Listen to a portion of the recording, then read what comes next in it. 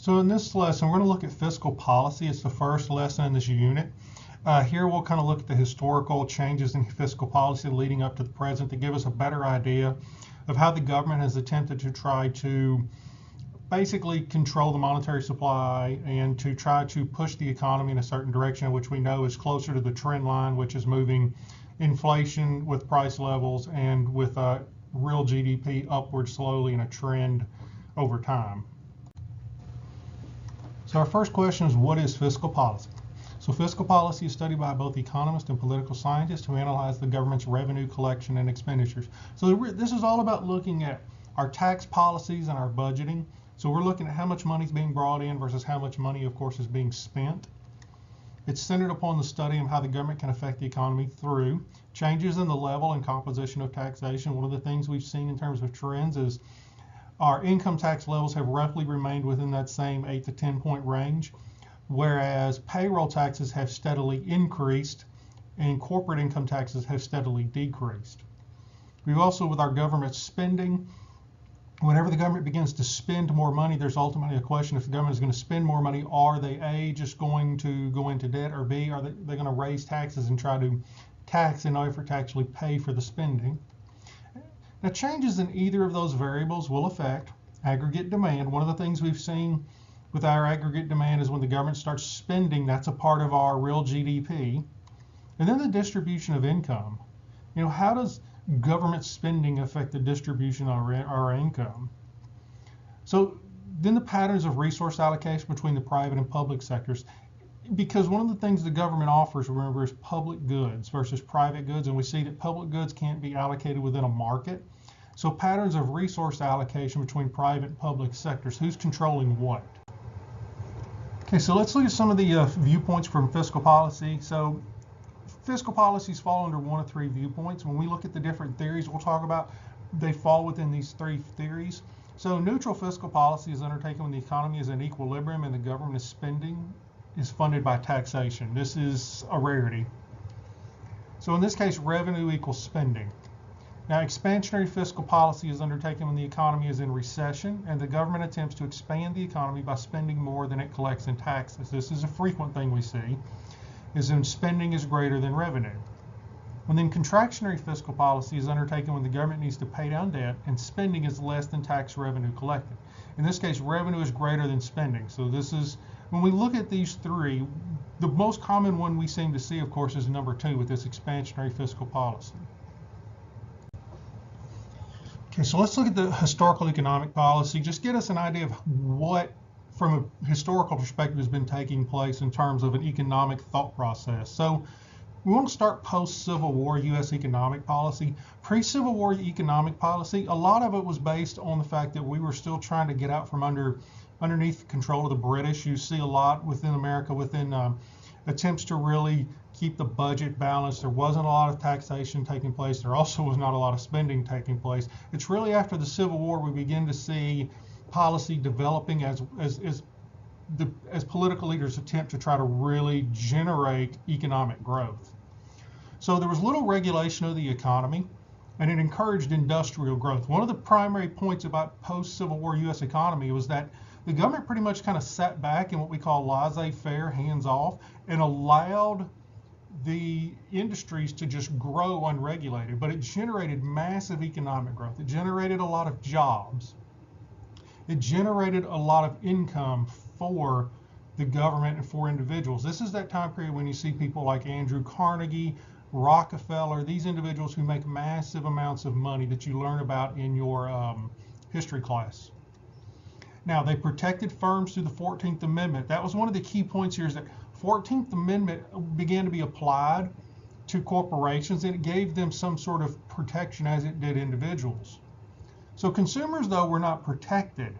So one of the things you see is that because the government was kind of hands-off, there weren't a lot of in terms of protection for consumers, like what was being intake, what was being used to produce goods. That stuff, those kind of laws and things didn't exist. Those kind of regulations were not around. Now, by the late 19th century, early 20th century, we see consumer protection laws begin to develop. In your history class, if you ever read the book called The Jungle by Upton Sinclair, he goes in and he describes the sausage making process in the canning process within the meatpacking industry in Chicago. And literally, when people read it, they got so sick to their stomachs that a lot of them quit eating that food. But at the same time, it led to the protection of pure food and drug acts and laws in which they wanted to know what was exactly being served within food. So industrial practices were revealed to be dangerous, unsanitary, just downright deadly. Thus, you see the creation of the Food and Drug Act, which basically required them to put labels on stuff and to tell you what was in something. You also see the government regulation of monopolies and trusts. So by the late 19th century, you begin to see the government kind of moving in the other direction, where they see that the industries are becoming too powerful. And what's happening is, because they've become so powerful, they're kind of forming into what we call trust. And basically a trust is, it's an organization of multiple companies.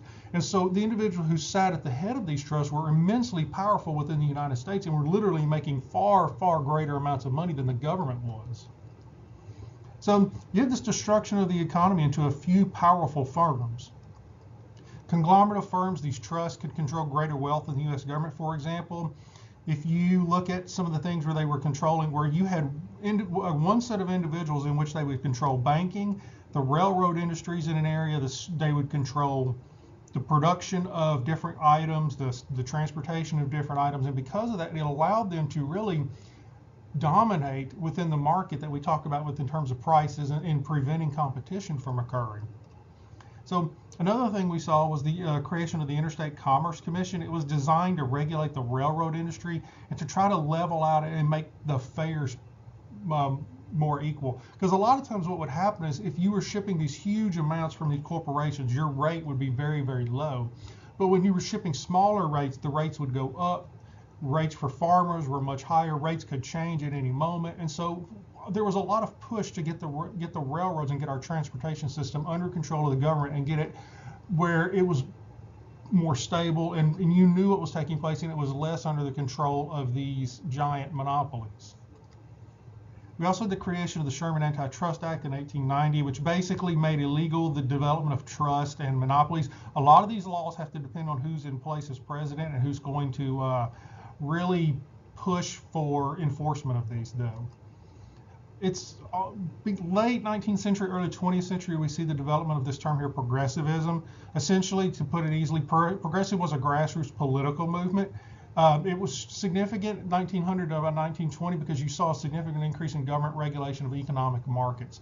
Progressives wanted to see a country which was more equal. They wanted to generate equality within society. They wanted to reduce, that of course would reduce the efficiency, but they wanted to create greater equality. They wanted to reduce the power of the corporations and those large big businesses and really push that out more, and to improve the farmers. A large percentage of America at this time were still farmers, and those individuals needed, basically from their perspective, they needed to have more government protection, particularly within terms of economics and the way price levels were changing and with inflation.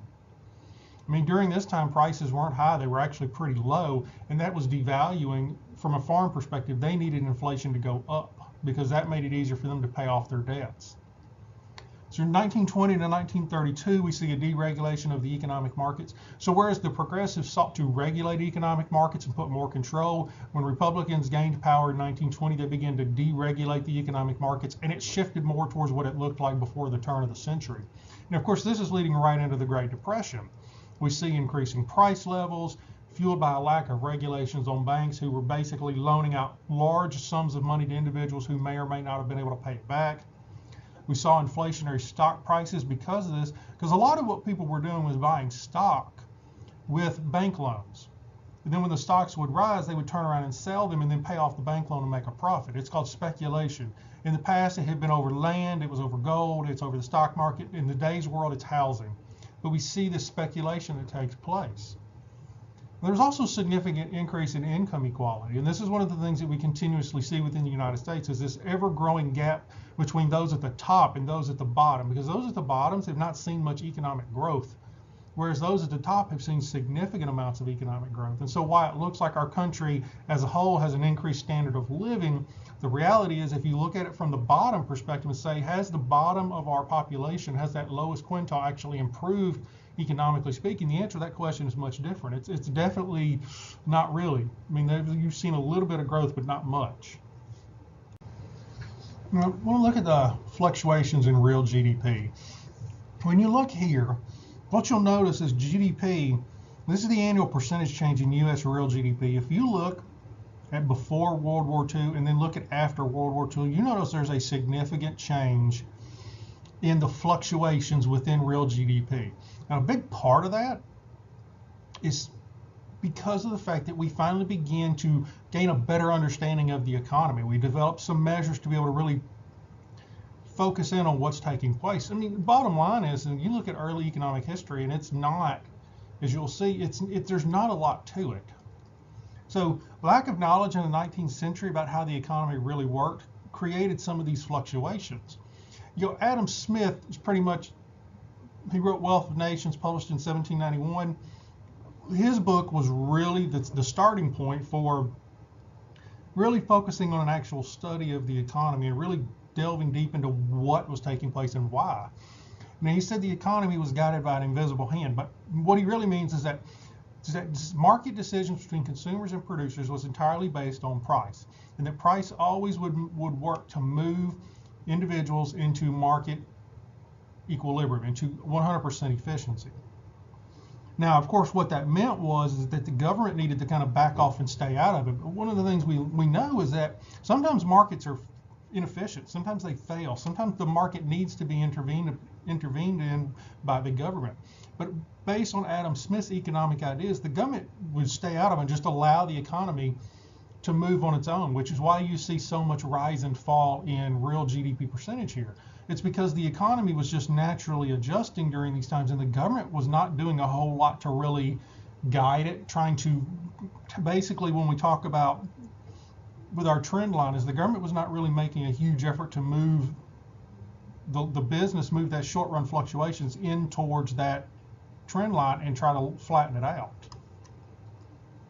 So we see these markets are naturally moving towards efficiency. Well, we see the up and down there, which gives us an idea of what's taking place. And so, like I said, post, right, Civil War through the 1920s, we see how our economy is developing. We see the regulation, then deregulation. It's in the 1930s that we begin to see the development of modern economic thought processes and theories.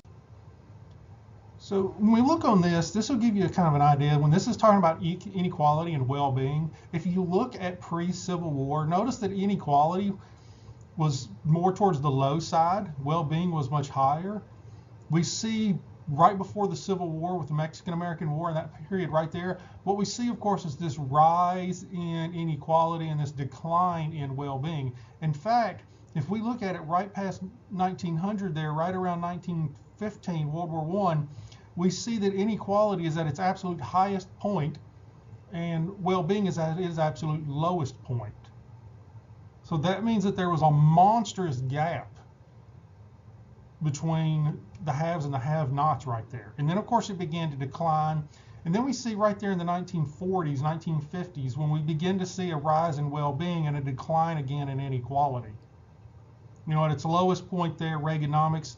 In other words, it would have been during that time in which we saw probably the closest amount from an economic standpoint, the closest amount of economic equality. And then, of course, it began to rise again. So the idea that when we talk about economic inequality is that it's always moving outward. It has for the most part been, but we see, of course, that there are time periods in which we see the gap between the haves and the have-nots close, and then we see, of course, it widens. So let's look at modern fiscal policy. So it develops out of the Great Depression in the 1930s. So we want to start with kind of a what happened. Now, we're not going to spend a whole lot of time doing a history lesson here on why the Great Depression occurred, because literally they have classes on that in college for one whole semester. But to give you an idea, what happened was we saw that in the 1920s, we saw massive real GDP growth, and then we just saw an absolute collapse of the economy. What we saw, of course, is that unemployment rates skyrocketed. You can see there that over 35%, almost 40% there in 1933. You can look very easily at that stock market crash when we had about 5% of the population was unemployed and how it jumped to over 35% by 1932. So in other words, we saw spending just fell off. When spending fell off, we saw that real GDP growth declined. People weren't spending. People aren't spending. Companies, of course, aren't making things. Firms, of course, lay off workers, so unemployment rises. This is the type of stuff that we see within the economy that's happening. Now, we'll notice, of course, when looking at this second graph over here on the right, that unemployment begins to decline after 1934, after it reaches its high mark, until 1937. From 1933 through 1937, we saw expansionary fiscal policy. We saw the government spending more than it was bringing in tax revenues. And then in 1938, they attempted to try a neutral fiscal policy, try to balance the budget. And you can see what happened. Unemployment rates shot right back up. And so we get an idea of the type of policies. And unemployment is a great thing to look at when you're trying to figure out what type of policies are taking place, because it'll give you a really good idea based on what you know, what the government's trying to do. So let's talk about this expansionary fiscal policy, because this is what the Roosevelt administration began undertaking when they took office in 1932 after the election.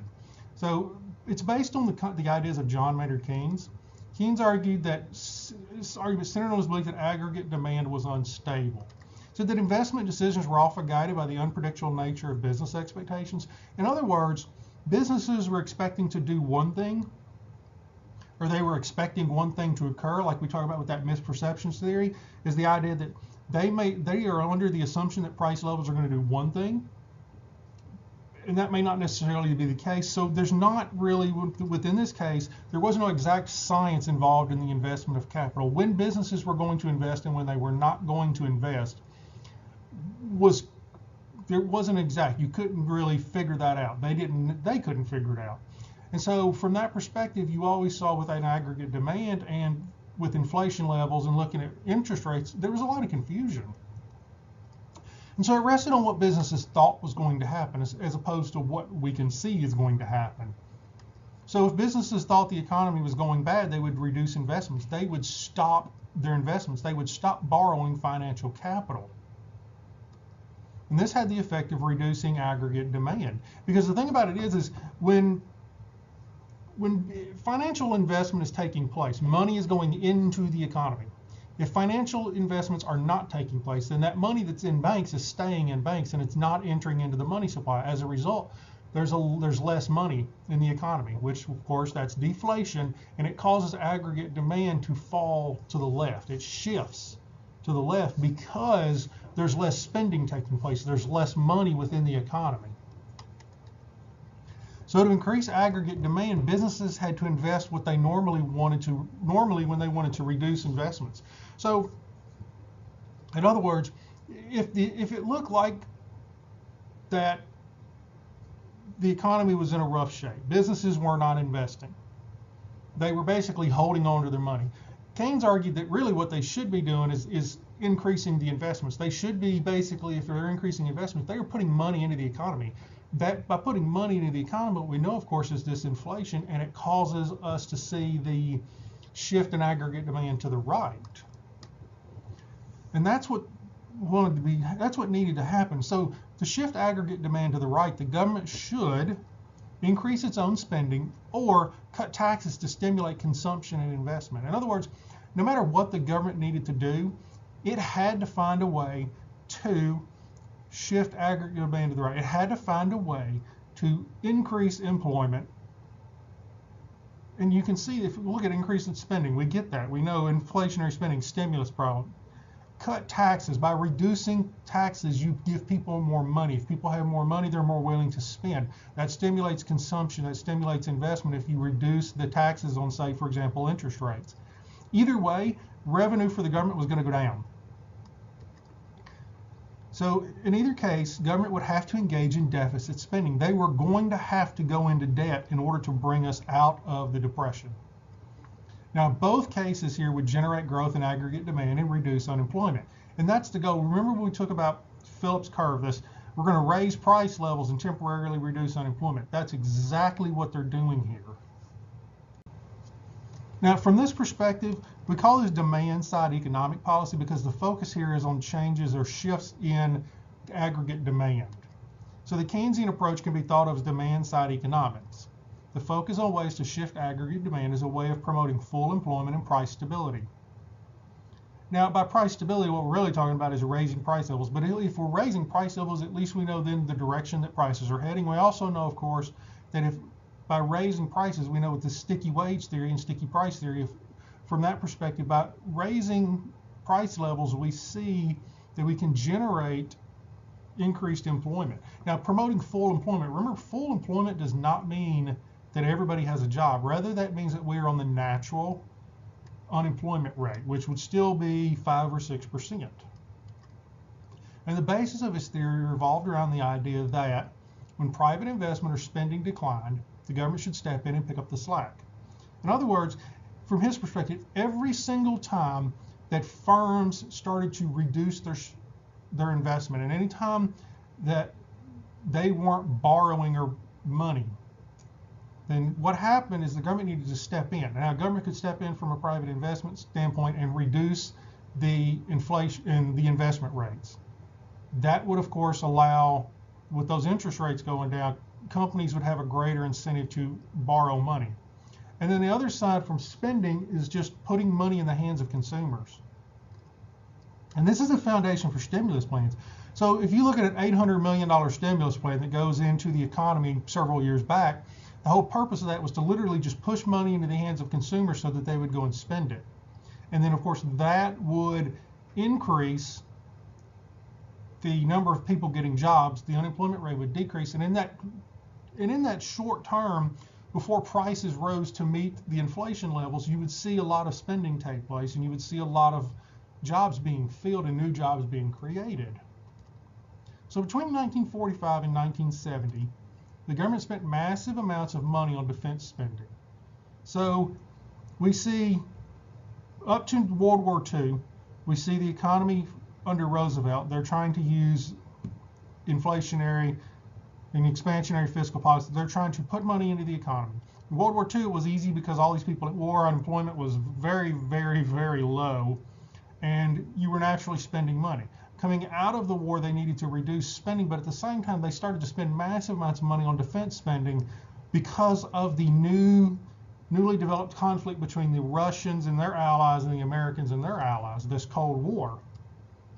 So it generated growth in real GDP without needing an economic stimulus. So between 1945 and 1970, there wasn't a need for the government to stimulate the economy by purposely creating inflation. There was a generated growth in real GDP was coming out of the defense spending alone, because all of the development of conventional and non-conventional weapons was constantly creating jobs, and all of these contracts and everything. So the economy steadily grew with a low inflation and low unemployment rate. And as a result of economic growth, the government ran small budget deficits that averaged less than $500 billion a year. So what we see between 45 and 70 is that there's tremendous amounts of money coming in from revenues. There's tremendous amounts of money that are going out, and there's a very, very, very small deficit because of the fact that there's all of this spending. You know, you look at everything that takes place in the 50s, all the new technology and all the things, and all the spending with all of these, the baby boom and everything. So we see a time period in which we see this is when American economy, this is just the growth of a superpower essentially during this time period. But beginning in the 1970s, the global economy began to stagnate. It began to slow down. So the term that kind of defines the economics in 1970s was this term stagflation. So from stagnate, global real GDP growth levels they level out during this time. And then inflation, with of course inflation, price levels are rising. So if you look at stagflation, what we see in the 1970s is that global real GDP growth stagnates. It begins to level out. At the same time, price levels begin to rise. Now, normally what we see when we see rising price levels is that we're seeing inflation in the economy, which leads, of course, to greater spending. And so you would see growth in short-term real GDP, but this isn't the case here. This stagflation that we're seeing, in which we see declines in real GDP along with increasing prices, is a very different problem than has been seen before within the economy.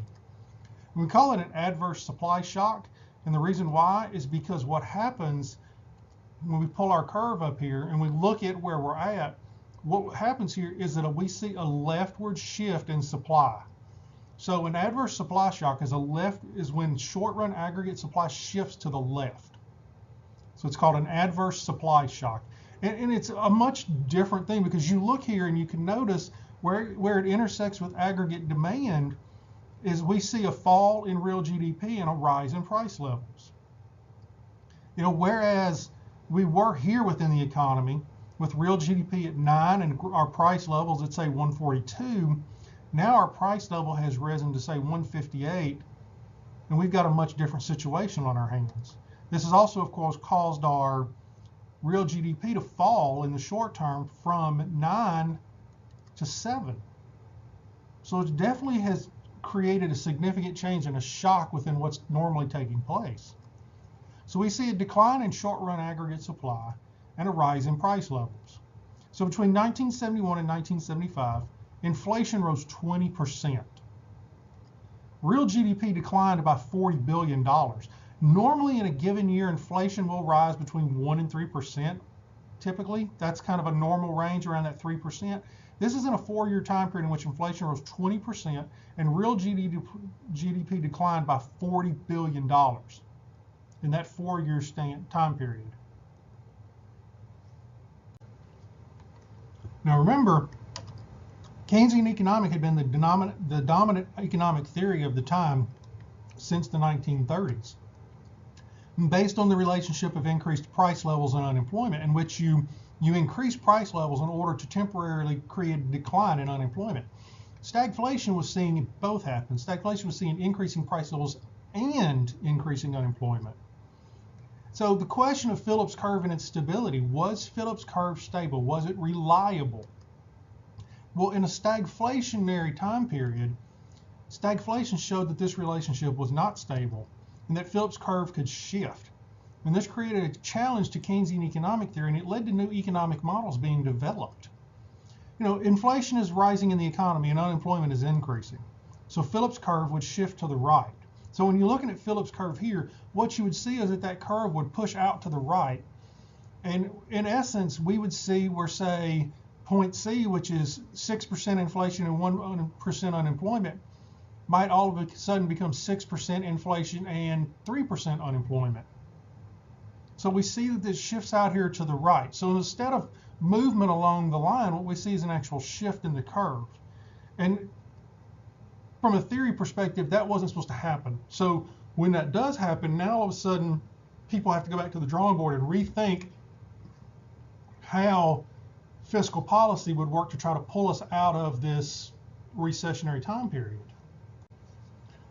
Let's look at real GDP in the 70s. So what you'll notice here is you see that real GDP in the 70s, you see there from 69 to 70, there was a slight decline. 70 through 73, we see a rise in real GDP per capita. And then, of course, in 1973 to 75, we see that decline. We see that decline in real GDP per capita. Now, when we see a decline in real GDP per capita, what we know, of course, is that means the standard of living fell. So between 1973 and 1975, the standard of living within the United States fell. And then it began to rise again coming out at the end of the 1970s. Okay, so in reaction to stagflation and the idea that Phillips curve could shift and wasn't stable, new economic theory developed called supply side economics. And it focused on shifting aggregate supply to the right through tax cuts and through production incentives. By reducing taxes like income taxes and payroll taxes on individuals, it put more money in their pockets. By reducing taxes on corporations, it put more money in their pockets with which to spend and hire workers. They also generated production incentives which would get them to hire more workers in the workforce. Now, you're wanting to hire more workers, you've also got to increase your supply of labor. So supply side economics used tax cuts to increase the incentive to supply labor. So in other words, what they said is that by reducing income taxes, it would then increase the amount of take home that individuals got, which would make it more likely for them to enter the workforce, to supply labor to the companies. So this would increase aggregate supply and thus real GDP while lowering price levels, because it would shift supply back to the right and it would increase these production levels. And now it would bring price levels down because no new money was actually entering the economy from the standpoint of the government just pushing money into the economy. So in 1981, the Reagan administration implemented supply-side economic policies. Personal income taxes were reduced by 23% over a 3-year period. That, of course, would serve the purpose of increasing the supply of labor within the markets to then increase aggregate supply and shift back to the right. And it's based on what we call what's known as the Laffer curve. And the Laffer curve is essentially the diminishing marginal returns. And we can see this before from its perspective as you increase government revenue, you're going to increase tax rates. So when you're increasing tax rates, you'll see government revenue is increasing to a point. At that point, when it begins to level out, we see that any increases in taxes over that point begin to reduce government revenue. Well, if revenue was at this point here, on the other side of tax rates, reducing it to here would automatically increase government revenues. And the reason is because by reducing tax rates, you thus encourage more people to work. If taxes become so high that it discourages people from working, then you've gone to the right side on the Laffer curve. By reducing them, you thus increase the likelihood that somebody will get a job. So when we look at real GDP in the 1980s and look at per capita, we can see that in 80, we saw a slight increase. Then in 81 to 82, we see a decline in real GDP. And then from 82 to 90, we see a relatively stable increase in real GDP per capita, which means we see a relative increase in the standard of living. So what impact did these tax reductions have? Well, when we look here, government spending increased insured budget deficits. So this is the thing. Supply-side economic theory was based on the whole entire concept of reducing tax revenue. And you can see that because when you look at 1980, and you look at the years here, notice here in 83 to 86 that we see a growing gap between receipts and outlays. In other words, during that time, we see a decrease in tax revenues, but we also see an increase in spending. So even though the government reduced tax revenues in the 1980s, they didn't reduce spending. So all they did was generate a gap between their outlays and their revenues. So they increased the budget deficits during that time. This was also a time period in the 1980s when the U.S. restarted its nuclear missile programs in an attempt to try to force the Soviets to keep up with them. So let's look at deficits. So demand-side economic theory was specifically designed to increase debt as a way to reduce unemployment, shift aggregate demand to the right. Supply-side economic theory uses tax cuts and production incentives to shift short-run aggregate supply to the right. So both of these are designed to increase aggregate demand or aggregate supply, in this case, to the right. Supply-side economics increases the deficits because it reduces tax revenues without reductions in spending. Demand-side economic theory increases deficits because the government has increased its spending without increasing its tax revenues. So as a result, both theories are resulting in expansionary fiscal policies. It's just a matter of how the expansion is taking place and essentially where's the money being pushed from. You know, in a demand-side economic theory, government is pushing the money out. In a supply-side economic theory, the government is basically reducing its tax revenues in order to generate greater growth, but they're not reducing their spending. So throughout the 1980s, the government had reduced taxes and provided production incentives in an attempt to shift short-run aggregate supply to the right. The negative was an increase in national debt and state spending. And then going into the 1990s, the government was operating at an increasingly large deficit. Real GDP had fallen in 1990, and military spending had increased following the Iraqi invasion of Kuwait in 1990-91. And as a result, spending increased, as did federal taxes. So when President Clinton took office in 1992, the government undertook a contractionary fiscal policy. And by the end of the 90s, the government was operating with a surplus of money. As you can see here, you look there at the late 1990s, early 2000s, we see an actual surplus in the budget. And then, of course, we see a definite steep decline. And then in 2009, we see a massive increase in the federal deficit as government moves back towards a demand-side economic policy in an effort to try and get us out of that 2008 recession. So when you look at real GDP per capita in the 1990s, you'll see there in 1990 to 1991, we see that small decline. And then from 91 through 2000, we see a pretty fairly consistent rise in our real GDP per capita, which means, of course, we see a fairly consistent rise in our standard of living. Let's look at this move back towards a demand-side economic policy. So most common economic policy undertaken by the government is based on the demand side. And federal spending has continued to increase in an effort to maintain spending. So while income taxes have remained between that 42 to 48% range, inflation rates have risen from 2002 to 2005. We can see the increase in inflation rates here. So what we know, of course, is that during that time period, the primary response to economic issues within the United States was to increase federal spending, to increase the deficit in an effort to bring us out of it in order to shift aggregate demand. So we also can have a better look at that by looking at the inflation rates, because one of the things we clearly see is that right here from 2002 to 2005, we see this definitive increase in the inflation rates. It declines a little after that, then spikes, then drops very, very low, of course, during the recession, and then jumps right back up as we attempt to come out of it. And so that's kind of what we see here, is that when we see these increases in the inflation rates, what we know, of course, is money is entering in the economy, price levels are rising, and based on Phillips curve thought process, trying to reduce unemployment. So in a response to the recession in 2008, the government passed a stimulus plan. $800 million was pushed into the economy. Why? In an effort to jumpstart spending. It was an expansionary fiscal policy. It's based on that concept of sticky wages and sticky prices and how we're trying to move unemployment above the natural rate.